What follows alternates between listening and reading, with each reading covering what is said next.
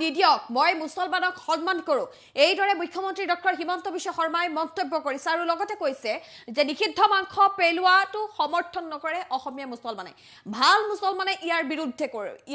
বিৰোধিতা কৰে আৰু মুখ্যমন্ত্ৰী ডক্টৰ হিমন্ত বিশ্ব শৰ্মাই শেহতীয়াকৈ ঈদৰ পিছত ৰাজ্যৰ বিভিন্ন প্ৰান্তত নিষিদ্ধ মাংস উদ্ধাৰক লৈ প্ৰতিক্ৰিয়া ব্যক্ত কৰি কেইবাটাও মন্তব্য কৰিছে আৰু এনে ধৰণৰ কাৰ্যৰ বিৰুদ্ধে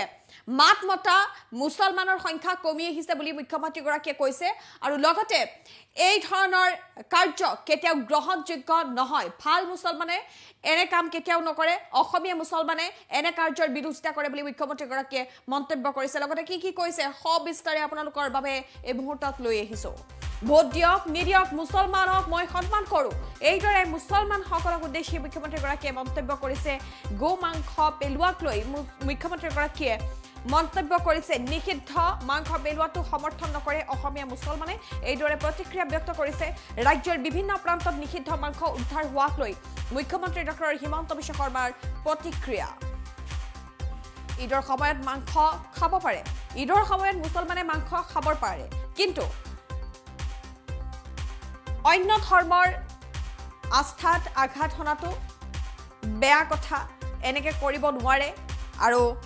অন্য ধৰ্মৰ আন ধৰ্মক এইদৰে আক্ৰমণ কৰিব নোৱাৰে ঈদৰ গইনা লৈ ইয়াৰ বিৰুদ্ধে প্ৰতিবাদ কৰিব পৰা স্পষ্টভাৱে ক'ব পৰা মানুহৰ সংখ্যা কমিছে কটনৰ দৰে সন্মানীয় কলেজৰ সন্মুখত পেলাই থৈ গৈছে নিষিদ্ধ মাংস ভাল মুছলমানে এই কথা সমৰ্থন নকৰে ঈদৰ সময়ত মাংস খাব পাৰে কিন্তু আন ধৰ্মৰ প্ৰতি ইয়াক অস্ত্ৰ হিচাপে ব্যৱহাৰ কৰিব নোৱাৰে 20 বছৰৰ পিছত কামাখ্যা মন্দিৰৰ সন্মুখতো পেলাই থৈ যাব নিষিদ্ধ মাংস এনে ধৰণৰ নিষিদ্ধ মাংস পেলাই থৈ যাব পাৰে 20 বছৰৰ পিছতো মাত্ৰ 3 জন মুছলমানেহে কটন বিশ্ববিদ্যালয়ৰ সন্মুখত নিষিদ্ধ মাংস পেলোৱাক লৈ মাত মাতিছে বা ইয়াৰ বিৰোধিতা কৰিছে মুখ্যমন্ত্ৰী ডক্টৰ হিমন্ত বিশ্ব শৰ্মাই নিষিদ্ধ মাংস উদ্ধাৰক লৈ প্ৰতিক্ৰিয়া ব্যক্ত কৰি এইদৰে মন্তব্য কৰিছে নিষিদ্ধ মাংস পেলোৱাটো সমৰ্থন নকৰে অসমীয়া মুছলমানে ৰাজ্যৰ বিভিন্ন প্ৰান্তত নিষিদ্ধ মাংস উদ্ধাৰ হোৱাক লৈ মুখ্যমন্ত্ৰী ডক্টৰ হিমন্ত বিশ্ব শৰ্মাৰ এই প্ৰতিক্ৰিয়া মুখ্যমন্ত্ৰী ডক্টৰ হিমন্ত বিশ্ব শৰ্মাই কয় যে ঈদৰ সময়ত মাংস খাব পাৰে ঈদৰ সময়ত মুছলমানে মাংস খাব পাৰে কিন্তু আন ধৰ্মৰ প্ৰতি ইয়াক অস্ত্ৰ হিচাপে ব্যৱহাৰ কৰিব নোৱাৰে আৰু লগতে মুখ্যমন্ত্ৰী ডক্টৰ হিমন্ত বিশ্ব শৰ্মাই কৈছে যে কটনৰ দৰে সন্মানীয় কলেজৰ সন্মুখত পেলাই থৈ গ'ল নিষিদ্ধ মাংস আনহাতে মন্দিৰৰ প্ৰাংগণত নিষিদ্ধ মাংস পেলাইছে ইয়াৰ বিৰুদ্ধে প্ৰতিবাদ কৰিব পৰা স্পষ্টভাৱে ক'ব পৰা মানুহৰ সংখ্যা কমিছে ভাল মুছলমানে এই কথাক সমৰ্থন নকৰে যিসকল ভাল মুছলমান তেওঁলোকে অসমীয়া মুছলমানে এনে কথা সমৰ্থন নকৰে 20 বছৰৰ পিছত কামাখ্যা মন্দিৰৰ সন্মুখতো পেলাই থৈ যাব পাৰে এই মাংস এইদৰে প্ৰতিক্ৰিয়া ব্যক্ত কৰিছে মাত্ৰ 30 জন মুছলমানেহে কটন কাণ্ডক লৈ প্ৰতিক্ৰিয়া ব্যক্ত কৰিছে বা কটন কাণ্ডক বেয়া বুলি কৈছে মুখ্যমন্ত্ৰীগৰাকীৰ মন্তব্য এই মুহূৰ্তত আমি আপোনালোকলৈ আগবঢ়াইছো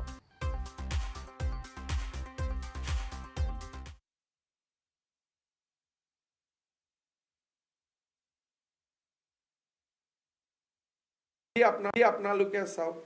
কটন কলেজৰ সন্মুখত গৰুৰ মাংস থৈ গ'ল গৰুৰ মাংসটো ঈদত কোনোবাই খাব পাৰে but it cannot be weaponized against other people কিমান সমালোচনা আপোনালোকে দেখিছে এইটোতো ৱেপনাইজ কৰি পেলালে নহয় আজি কি হৈছে কালি মই সত্ৰৰ ৰিপৰ্ট দিওঁতে মই কৈ আছিলোঁ 10 ঘৰ হিন্দু মানুহ হ'ল 2 ঘৰ মুছলমান মানুহ আহিলে আমাৰ অসমত কি আছিল আগতে যেতিয়া হিন্দু মানুহৰ মাজত মুছলমান মানুহ থাকে মুছলমান মানুহজনে একদম সাৱধানতাৰে যে যাতে ওচৰৰ হিন্দু মানুহখিনিয়ে কষ্ট নাপায় আমাৰ এইটো পৰম্পৰা আৰু সেইকাৰণে মই অসমীয়া মুছলিম মানুহখিনিক মোক ভোট দিয়ক নিদিয়ক সদায় মই সন্মান সহকাৰে কথা কওঁ লুকাব কৰবাত যদি কিবা গৰু মাংসৰ কথাও আহিছে তাতে নহয় বন্ধু বান্ধৱৰ ঘৰত গৈ য'ত ওচৰত হিন্দু নাই তাতে গৈ খাবগৈ আজিকালি নিয়মটো কি খাই পেলাই বস্তুটো পেলাই দিব যাতে লাহে লাহে হিন্দু মানুহখিনি তাৰ পৰা আঁতৰি যাব খোজে ইট হেজ বিকাম ৱেপন এইটোক কয় যে ৱেপনাইজিং বিফ। কটন কলেজ জ্ঞান আৰু শিক্ষা, তাতে কিমান সন্মানৰ এখন কলেজ, তাৰ সন্মুখত গৰু মাংস পেলোৱাটো না আজি কটনত প্ৰতিবাদ হৈছে, নে আজি কটনত প্ৰতিবাদ হৈছে, নে আমি ইয়াত প্ৰতিবাদ কৰিছোঁ। দুদিন পিছত কোনোবাই ক'ব কটনৰ হোষ্টেলতো আমিও খাব লাগিব গৰু মাংস, যদি চিকেন খাব পাৰে গৰু মাংসও খাব পাৰি। সেইটোকে কৈছোঁ যে এই কথাবিলাক যে অসমত হৈছে,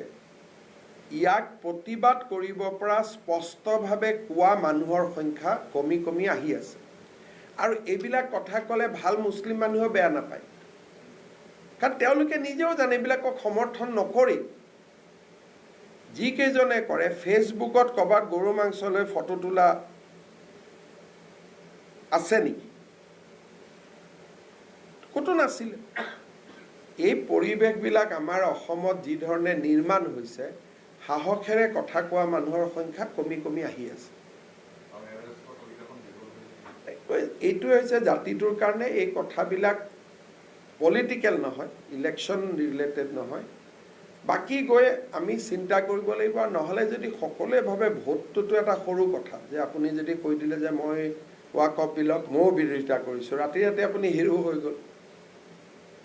বোলে ট্ৰিপুল তালাকক ময়ো বিৰোধিতা কৰিছোঁ, ৰাতিপুৱা ৰাতি ৰাতি আপুনি হিৰো হৈ গ'ল। কিন্তু সঁচা কথাখিনি কোনে ক'ব?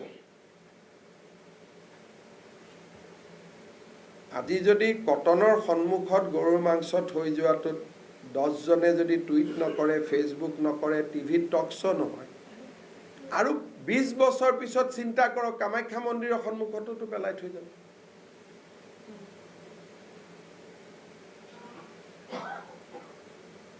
এই কথাবিলাকৰ কাৰণে অকল মুখ্যমন্ত্ৰীজন নহয়, আৰু মই একদম বিশ্বাস কৰোঁ এই ঘটনাটো হোৱাৰ পৰা মোক বেয়া কথা বুলি ফোন কৰা 3জন মুছলিম মানুহে, মোক মাত্ৰ 3জন মুছলিম মানুহে ফোন কৰিছে যে এইটো বৰ বেয়া লাগিলে, এইটো হ'ব নালাগিছিল বুলি।